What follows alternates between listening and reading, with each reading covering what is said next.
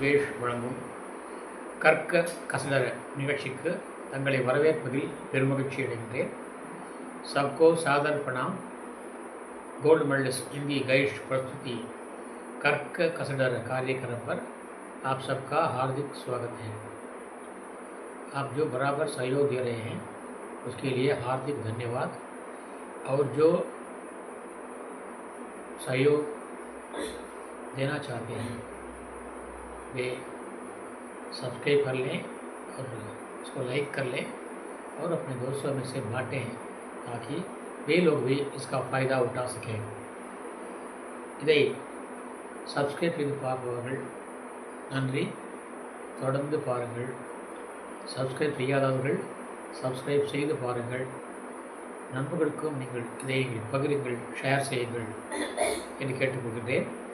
இன்றைய இந்த இந்திய சாகித்ய சதன் இந்த மஞ்சில் இன்றைய பாடம் இலக்கணம், கிராமர், வியாக்கரணம். இதில் வர்த்தமான் கால் கிரியாவை பற்றி நாம் நிறைய பார்த்துருக்கோம். அந்த கிரியாவில் வர தான் கால் என்பது. கால் அதுக்குள்ளே தான் வரும், क्रियाவுக்குள்ளே தான் வரும். இந்த आठ भेद படித்தோம். प्रयोग की दृष्टि से शब्द के 8 भेद होते हैं. संज्ञा, सर्वनाम, विशेषण, क्रिया, क्रिया विशेषण, संबंध बोधक, समुच्चय बोधक, विस्मयादि बोधक. இல்லை, நான்காவது கிரியா. அந்த கிரியாவுடைய பேர் தான் ஆல்ரெடி பார்த்தோம். இதில் அதில் வரதான் அந்த கால் என்பது வினைச்சொல் என்பது வேர்புன்னு சொல்கிறோம் ஆங்கிலத்திலே. அதில் वर्तमान काल निगழ்காலம் जो क्रिया के स्वरूप से आज के समय का बोध हो उसे वर्तमान काल कहते हैं. ஒரு வினைச்சொல்லை பார்க்கின்ற பொழுது அந்த வினைச்சொல் தற்போது நடக்கிறது என்ற கருத்தை நமக்கு அறியப்படுகிற பொழுது அதன் பெயர் நிகழ்காலம் எனப்படுகிறது. ப்ரெசன்ட் டென்ஸ் என்று அழைக்கப்படுகிறது. சரி, நிகழ்காலம் இதற்கு பல பிரிவுகள் உண்டு. हिंदी वर्तमान काल के भेद 5 प्रकार के हैं. सामान्य वर्तमान काल, संदिग्ध वर्तमान काल, संभावी वर्तमान काल, अपूर्ण वर्तमान काल, हेतुबद्ध वर्तमान काल என்று 5 வகை உண்டு. இந்த 5 வகைக்கும் ஒவ்வொரு வகையும் நாம் இப்பொழுது தனியாக பார்ப்போம். நமக்கு நேரம் எடுத்துக்கொண்டாலும் பரவாயில்லை.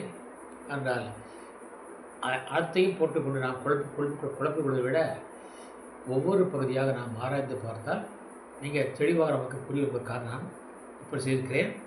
இன்றைக்கு அந்த 5லே சாமானிய வர்த்தமான் கால், சிம்பிள் ப்ரெசன்ட் என்று அழைக்கப்படுகிறது ஆங்கிலத்திலே. சாதாரண நிகழ்காலம், சிம்பிள் ப்ரெசன்ட் டென்ஸ். இதிலே ஒரு புதிய பாணியில் நான் உங்களுக்கு கற்பிக்க இருக்கின்றேன். நான் நேற்றே சொல்லியிருக்கின்றேன், ஒரு வினைச்சொல்லுக்கு வினைப்பகுதி ப்ளஸ் விகுதி என்று சொல்லிக்கிறேன். வினைப்பகுதி ப்ளஸ் விகுதி = வினைச்சொல் இல்லையா? ஆக ஒவ்வொரு காலத்துக்கும் ஒன்று பகுதியாக அதுதான் இருக்கும், விகுதி மாறும். உதாரணமாக படி நிகழ்காலத்துக்கு படிக்கிறேன், நான் படிக்கிறேன். இப்போ நான் என்று எழுவாயாக வரும்பொழுது நிகழ்காலத்திலே அந்த விகுதி எல்லாமே கிரேன் தான் முடியும். சொல்லி பாருங்கள். படிக்கிறேன், எழுதுகிறேன், பாடுகிறேன், தூங்குகிறேன், பேசுகிறேன், சாப்பிடுகிறேன், குடிக்கிறேன், எல்லாமே நான் கிரேன் தான் முடியும். அதுபோல் நீ என்று வந்தால் கிராய், வருகிறாய், போகிறாய், சாப்பிடுகிறாய், பேசுகிறாய், எழுதுகிறாய், படிக்கிறாய். அப்புறம் அவன் வரும்போது கிரான் முடியும். அவன் படிக்கிறான், அவன் வருகிறான், இவன் வருகிறான், அவன் பேசுகிறான், அவன் பாடுகிறான், அவன் தூங்குகிறான். இவனுக்கும் அதே மாதிரி தான். இவன் வருகிறான், இவன் போகிறான், இவன் பாடுகிறான், இவன் தூங்குகிறான் என்று வரும். அதுபோல் நாங்கள் வரும்போது கிரோம் வரும். நாங்கள் போகிறோம், நாங்கள் வருகிறோம், நாங்கள் பேசுகிறோம், நாங்கள் எழுதுகிறோம், நாங்கள் தூங்குகிறோம். கிரோ முடியும். நீங்கள் கிரீகள், நீங்கள் வருகிறீர்கள், நீங்கள் போகிறீர்கள், நீங்கள் பேசுகிறீர்கள், நீங்கள் சாப்பிடுகிறீர்கள் என முடியும். அவர்கள் வரும்போது இருக்கிறார்கள், அவர்கள் சாப்பிடுகிறார்கள், அவர்கள் பேசுகிறார்கள், இவர்கள் பேசுகிறார்கள். சரி, அதே அந்த விகுதியை மாற்றிவிட்டால் எதிர்காலத்துக்குன்னு ஒரு ஒரு விதி இருக்கிறது, அதை போட்டுவிட்டால் அப்போது எதிர்காலம் பாடும். அப்போது நான் எழுதுகிறேன் நிகழ்காலம், அது கொஞ்சம் மாற்றுங்க. எழுதுவேன் எதிர்காலம், பாடுவேன், தேடுவேன், ஓடுவேன். அதுபோல் நீ வரும்போது பாடு வாய், பேசு வாய், எழுது வாய் எதிர்காலம், ஓடு வாய், தேடு வாய், அவன் தேடுவான், பாடுவான், எழுதுவான், படிப்பான். அதுபோல் நாங்கள் வரும்போது நாங்கள் படிப்போம், படிப்போம், எழுதுவோம், பேசுவோம், தூங்குவோம், போவோம், வருவோம், இது ஓம் ஓம்னு கொண்டுவோம். அப்போ நீங்கள் வரும்போது வீர்கள், நீங்கள் வருவீர்கள், வருவீர்கள், போவீர்கள், பேசுவீர்கள், எழுதுவீர்கள். அவர்கள் வரும்போது வருவார்கள், போவார்கள், எழுதுவார்கள். இவர்களுக்கும் அதே தான் வார்கள். அதே போல் எதிர்காலத்துக்கு வரும்போது நான் வருவேன் எதிர்காலம், வந்தேன் இறந்த காலம், போனேன், பேசினேன், தூங்கினேன், எழுதினேன், வந்தாய், போனாய், எழுதினாய், தூங்கினாய், வந்தான், போனான், தூங்கினான், எழுதினான், இவன் வந்தான், போனான், எழுதினான், தூங்கினான், நாங்கள் வந்தோம், எழுதினோம், பேசினோம், சாப்பிட்டோம், போட்டோம், டோன் வரும். அப்புறம் நீங்கள் சாப்பிட்டீர்கள், நீங்கள் எழுதினீர்கள், நீங்கள் படுத்தீர்கள், நீங்கள் தூங்கினீர்கள் வரும். அப்புறம் அவர்கள் தூங்கினார்கள், பேசினார்கள், எழுதினார்கள், இவர்கள் அதே தான்.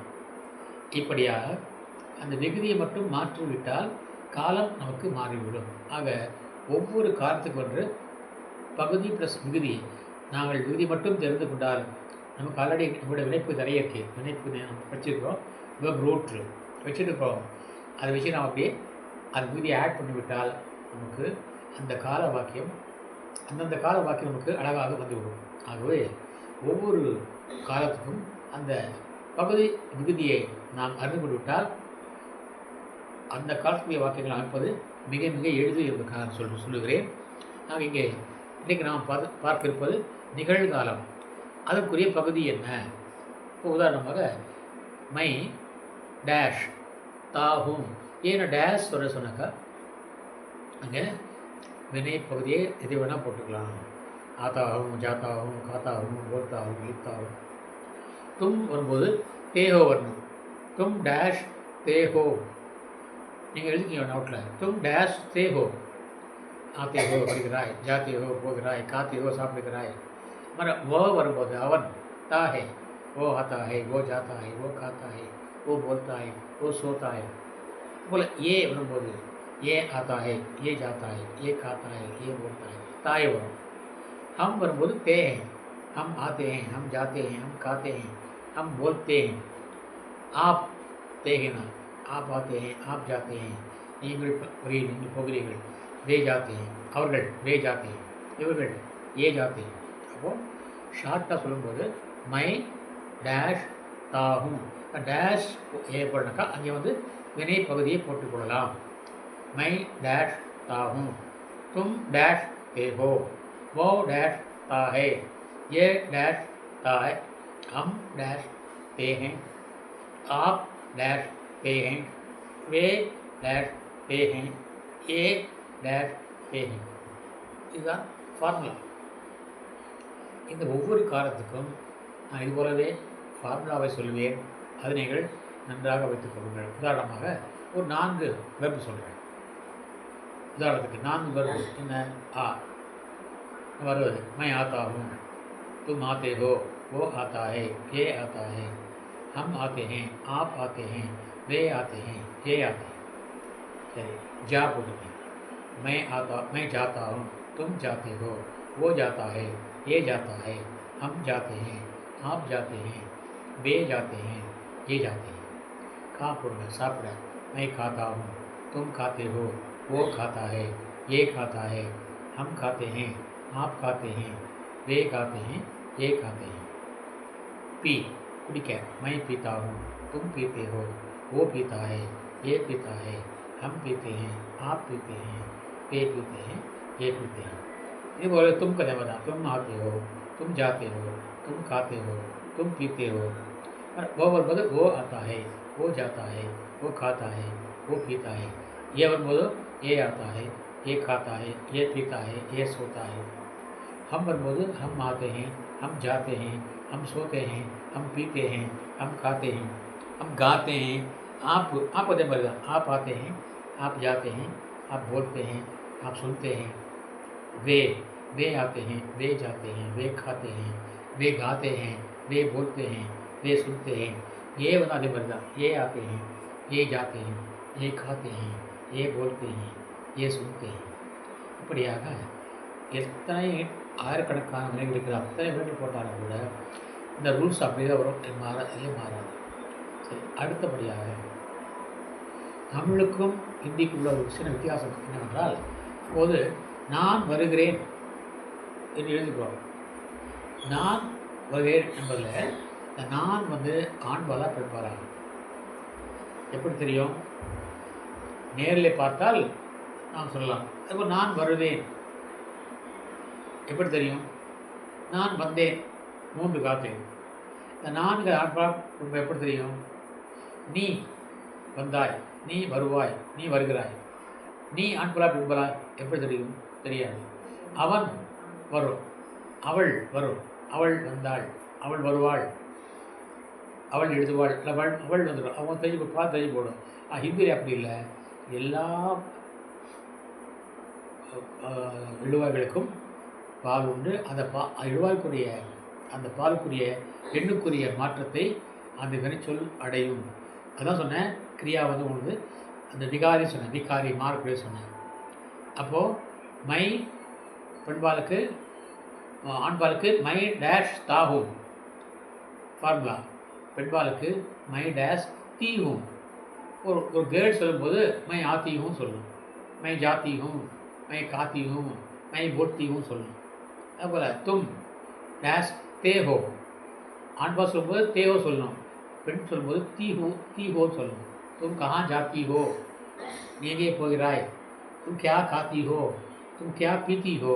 அதுபோல் वो डैश ता है ஆண்பாலுக்கு, பெண்பாலுக்கு वो डैश ती है.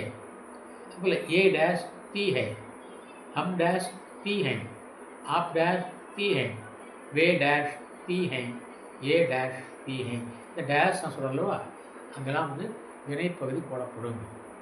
ஆக நிகழ்காலத்தில் அந்த ஃபார்முலா ஆண்பாலாக இருந்தால் மை डैश ता हूँ, तुम डैश ते हो, वो डैश ता है, ये डैश ता है, हम डैश ते हैं, आप डैश ते हैं, वे डैश ते हैं, ये डैश ते हैं.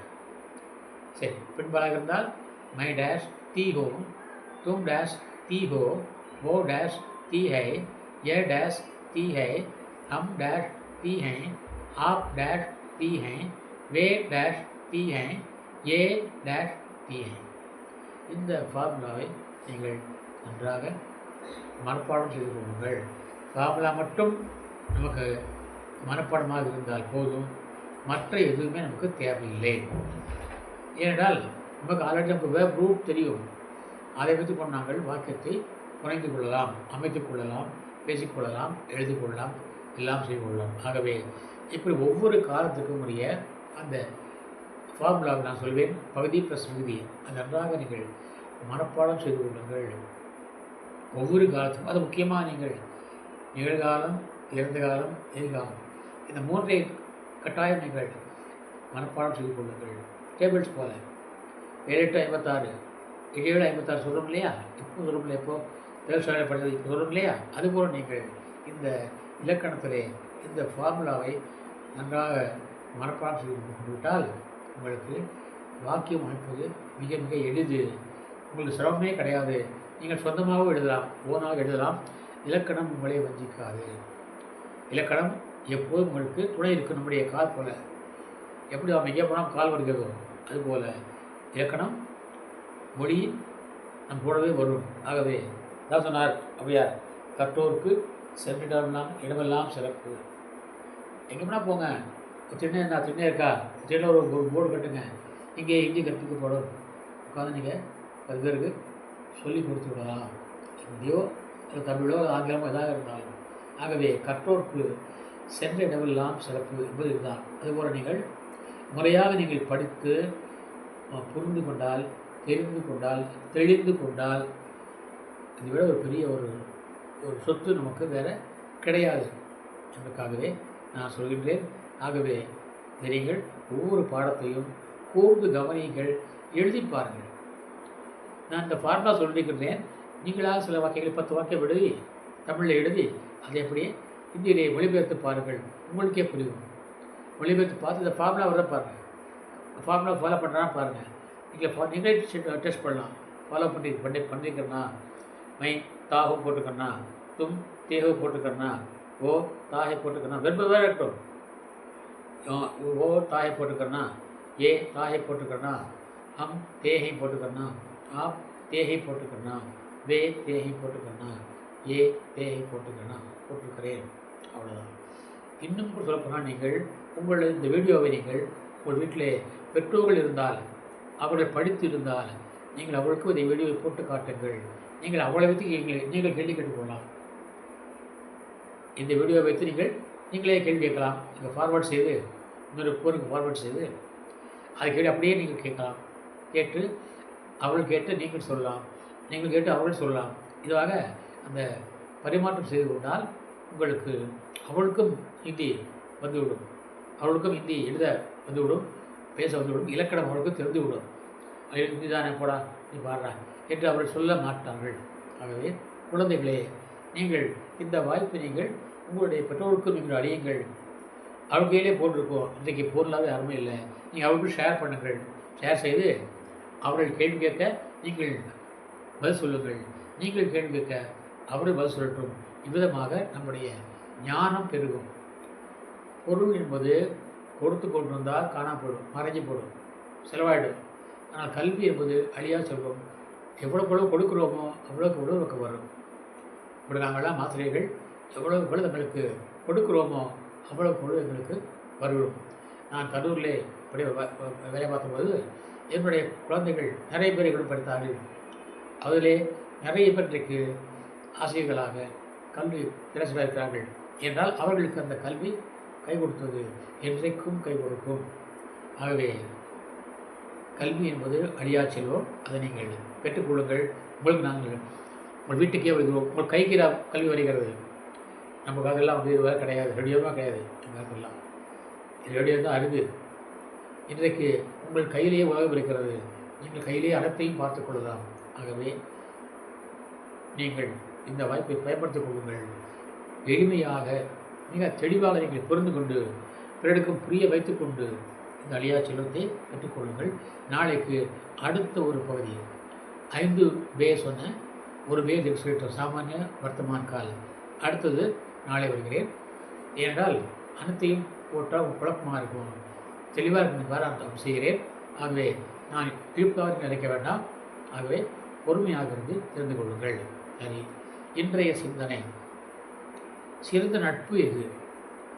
சிறந்த நட்பு என்பது உணர்ச்சி பழகுதல் வேண்டா, உணர்ச்சி தான் நட்பாம் கிளம்புதல்.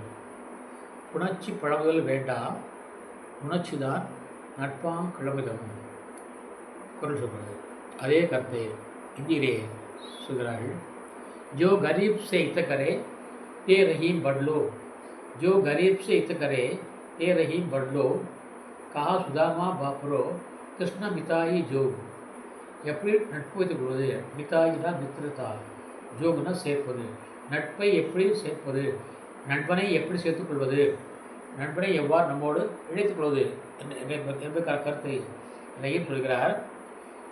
என்ன சொல்கிறார்?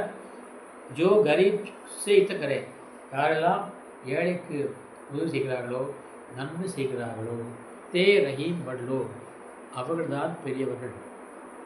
தே ரஹீம் பட்லோ, அவர்கள்தான் பெரியவர்கள். சுதாமா பாப்பு. சுதாமா எங்கே? குசேலர் எங்கே? அவர் ஏழை பிராமணர். கண்ணன் எங்கே? அவர் பரமாத்மா. ஆக பரமாத்மாவும் சுதாமாவும் சிறு வயதை ஒன்றாக படித்தவர்கள். ஆகவே அவரை பற்றி வறுமையை கேள்விப்பட்ட பொழுது அவருக்கே தெரியாமல் கண்ணன் சென்று மாளிகை, வீடு, மாடம், பொண்ணு, வைரம் அனைத்தையும் கொடுத்தாங்க. நாம் கதையை படிக்கிறோம். பாபு ஏழை என்பதற்காக கண்ணன் தன்னுடைய பழைய நட்பை மறக்காமல் நட்பை நினைத்து கொண்டு அவருக்கு உதவி செய்தார். ஆகவே அப்படிப்பட்ட உதவுவதுதான் சிறந்த நட்பு என்று ரஹீம் அவர்கள் இங்கே நமக்கு அறிவுறுத்துகிறார். ஜோ கரீப் சே இத்தக்கரே, கரீப் சே இத்தக்கரே தே ரஹீம் பண்டோ. அவர்கள்தான் பெரியவர்கள், உயர்ந்தவர்கள். கஹா சுதாமா பாப்பரோ. ஆவோ சுதாமா எங்கே? குச்சேலர் எங்கே? கண்ணன் எங்கே? कहा सुदामा बापुरो कृष्ण मिताई जो। कृष्ण ने उसे मित्रता जोड़ी की। इस प्रकार हमें गरीबों की सहायता करनी चाहिए, दोस्तों की सहायता करनी चाहिए। वही बड़ी दोस्ती है, वही महान दोस्ती है. அதுவே சிறந்த நட்பு என்று சொல்லி இன்றைய பதிவை நிறைவு செய்கின்றேன். நாளை ஒரு புதிய தலைப்புடன் தங்களை சந்திக்கும் வரை விடைபெறுவது தங்களின் अनबन आर सुंदरराजन। नंदी कल इसी प्रकार के एक नए शीर्षक के साथ आपसे मिलने वाला हूँ। तब तक के लिए आपसे विदा लेने वाला आपका सेवक आर सुंदरराजन, तिरुपुर, तमिलनाडु। धन्यवाद, नंदी, धन्यवाद, नंदी। जय हिंद।